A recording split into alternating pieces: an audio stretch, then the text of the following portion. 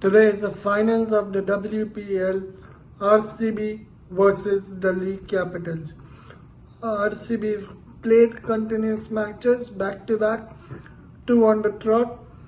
Delhi, on the other hand, have not played for many days and have got days off, which may work either ways. It could either work as a benefit for them or it could work as a disadvantage for them, because the Delhi people may be recharged, refreshed, feeling happy that they had reached the final earlier than other teams. They got a chance to see who they would be playing a few days ago. They saw the matches, they know how the pitch is behaving. Where on the other hand, RCB may have a chance because they played in these conditions, they've adapted to these conditions, they've trained hard. This year it may be their cup or Delhi's cup for the first time in the second season of WPL. In 2 seasons we will have 2 different champions. It's not going to be a repeat of champions for Mumbai Indians after the disappointing performance that they had on Friday. So teams would be knowing how big a day it is. Delhi may be able to hold their nerves a little better than RCB. RCB may also be knowing that almost throughout the season they had all matches which they had to win to come to the semi-finals, the eliminators.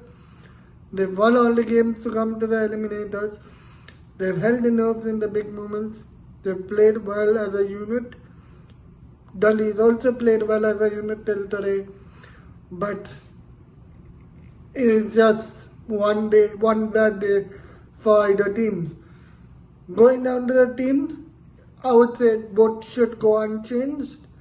Only if there's any injury, if someone is having a little of a niggle or an injury which needs to be nursed, then they should sit out. While otherwise both teams will go unchanged. Looking at if there's any changes in the conditions as well, they can make it according to the pitch. One change for RCB, I would say, not a personal change, but a batting order shift. With Smriti Mandhana, if Meghna is fit, I think for Meghna they'll have to remove one Indian player, which I don't think would be fair for anyone to go out at this stage because they played good cricket in RCB. But if they do, it may be Asha who goes out and gives way for Meghna, and then the batting order should be much more set.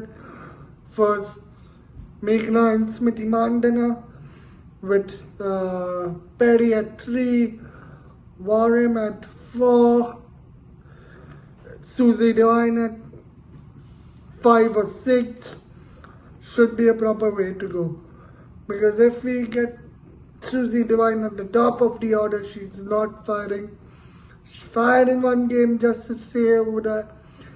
After that, in the eliminator, we didn't see her do that well with Smriti Mandhana. Smriti Mandhana needs to get a A game here.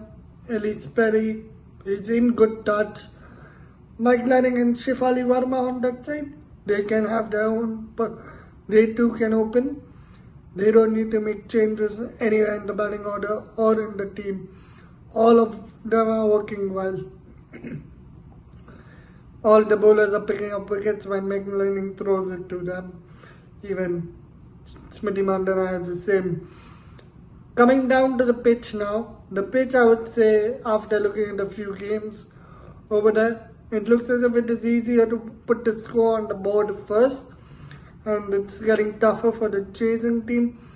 Plus, it is very important to put the score on the board for a big game like a final or an eliminator, because there's scoreboard pressure which comes in the second half of the game.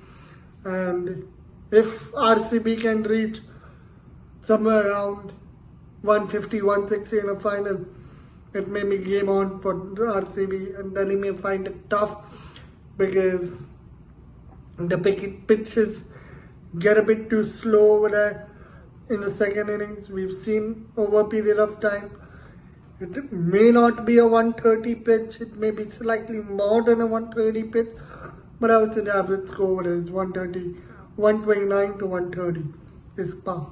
Thank you.